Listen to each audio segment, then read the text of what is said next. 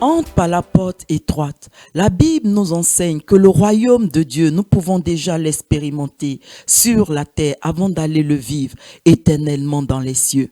Mais pour y entrer, nous devons emprunter un chemin resserré et franchir une porte d'entrée étroite. Matthieu 7, versets 13 à 14.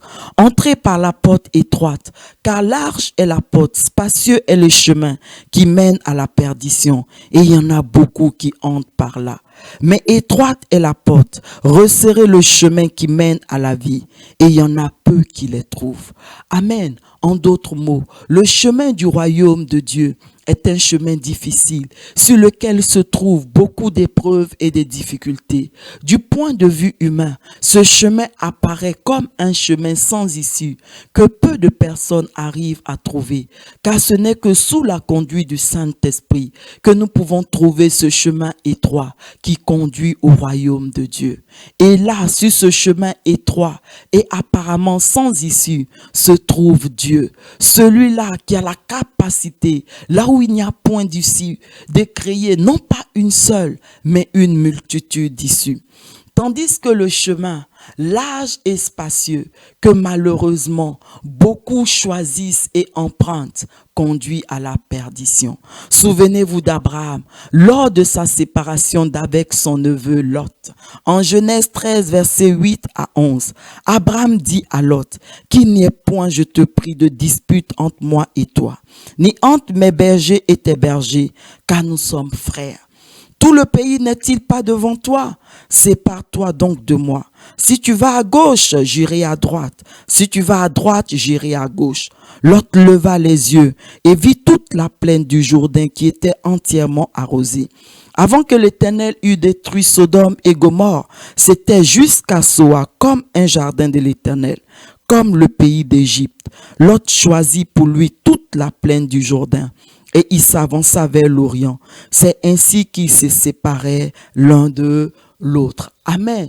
Lors de cette séparation, comme nous venons de le lire, Abraham laisse Lot choisir en premier la partie du territoire où il désire habiter. Et bien évidemment, Lot va prendre la partie la plus verdoyante, laissant à Abraham la partie la moins généreuse. Abraham va donc emprunter ce chemin étroit où il risquait à tout moment de perdre tout son troupeau par manque d'eau et faute de pâturage. Car Abraham avait compris que sur ce chemin étroit, nous ne sommes pas seuls, car Dieu lui-même marche à nos côtés pour dissiper toutes les épreuves et les difficultés et manifester sa toute puissance dans nos vies. Amen. Le chemin très beau et bien spacieux que Lot a choisi et que malheureusement aujourd'hui encore, beaucoup de chrétiens préfèrent emprunter, a conduit Lot à Sodome et Gomorrhe, des villes de perdition. Genèse 18, versets 20 à 21. Et l'Éternel dit, le cri contre Sodome et Gomorrhe s'est accru, et leur péché est énorme. C'est pourquoi je vais descendre et je verrai s'ils ont agi entièrement, selon le bruit venu jusqu'à moi. Et si cela n'est pas, je le saurai. Amen. Et dans ces villes, Lot a perdu sa femme. En effet, cette dernière a fini par s'attacher à la vie dans ces villes, si bien qu'elle a eu du mal à tout quitter. C'est pourquoi elle a péri dans la destruction de ces villes. Genèse 19, versets 23 à 26.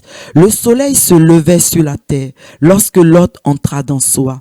Alors l'Éternel fit pleuvoir du ciel sur Sodome et sur Gomorrhe du soufre et du feu de par l'Éternel.